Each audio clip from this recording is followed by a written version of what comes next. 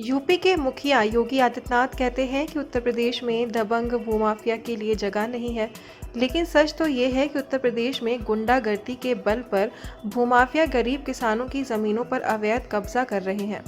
पीड़ित किसान लोग न्याय के लिए दर दर की ठोकर खा रहे हैं, लेकिन भूमाफिया अन्ना भैंस की तरह जगह जगह घूम रहे हैं। शासन प्रशासन बिना आंखें बंद किए हुए कुंभकर्ण की नींद सो रहा है। मंडल महासचिव है, राधिका जी हमारा नाम है, और गौरक्षक के जिला फतेहाबाद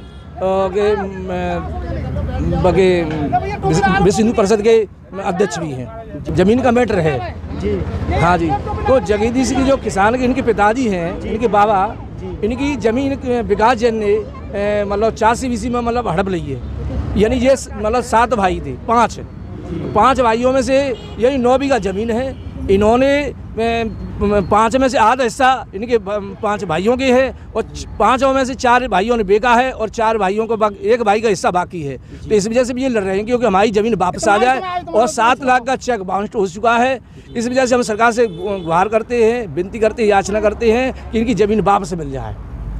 जी, विकास जैन है ये, वैसे मतलब ये कहाँ के रहने वाले हैं? जी, आगरा के रहने वाले हैं। तो इनके खिलाफ कोई कानूनी कार्रवाई अब तक इन्होंने की या नहीं की? कोई नहीं हुई है साहब।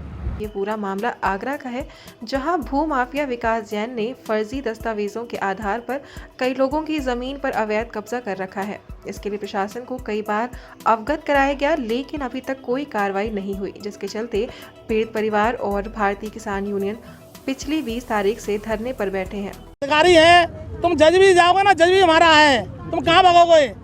तुम कुछ नहीं कर पाओगे। इतना सातर आदमी है ये, कुछ ना पूछो, हम कहीं पे जाते हैं हमारा कोई काम नहीं होने देता है। आप बताइए 420 में कितनी धारा बनती है? हमें 2 साल रखवाए, हमारे छोटे छोटे बच्चे थे, उन पर क्या बीता होगा? आपकी क्या मांग है? मुख्य मांग क्या? हमारी मुख्य मांग ये है कि हमारी जमीन है यहाँ पे, हमें न्याय मिलना चाहिए, हमारी जमीन वापस होनी चाहिए बस।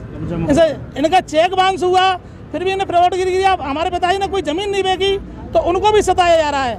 हमारे पिताजी कोई साइन नहीं है, उसमें कुछ नहीं है, फिर भी हमको सताया जा रहा है, हमको ही पीड़ित किया जा रहा है। कई बार इन्हें गुंडागिरी, कई बार मारपीट की है साहब। से हाथ जोड़ आप चाहिए साहब गवर्नमेंट से सत्य इनको कार्रवाई करी जाए, इनकी जांच कराई जाए सर। हम तो यही चाहते थे, इन सब चाहते हैं सर। जब इस बारे में पीड़ितों से बात की गई तो उनका कहना है कि भूमाफिया विकास जैन द्वारा फर्जी दस्तावेजों के आधार पर जमीन पर अवैध कब्जा कर लिया गया है। प्रशासन की तरफ से अभी तक कोई कार्रवाई नहीं की गई है। उनका कहना है कि विकास जैन को गिरफ्तार करके उनकी जमीन को कब्जा मुक्त कराया जाए। अगर ऐसा नहीं हुआ तो भारतीय किसान यूनियन भूख हड़ताल के साथ रोड को चक्का जाम करने का काम करेगी। आपका नाम क्या है? मेरा नाम विनोद है। आप कहाँ के रहने वाले हैं? मैं ताजगंज का रहने वाला हूँ। गांव मेरा भोला नगला है। जी जी।